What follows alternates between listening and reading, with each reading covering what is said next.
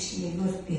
Сол бөртпе үлкейіп, үлкен, әжептәуір үлкен болып өсіп тұрған, соны біз Астанаға апарып алдырамыз деп отырмыз. Сол не бір ай ішкенде жаңа чага,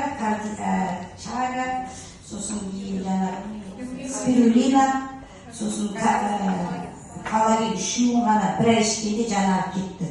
Тым қалмай тап-таза болды. Оған дәрігерлерді таң қалды.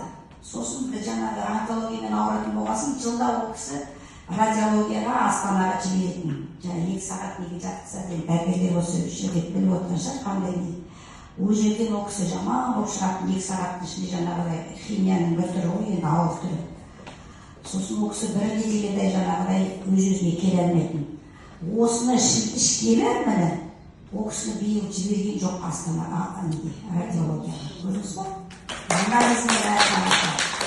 Ішіп жатырмыз.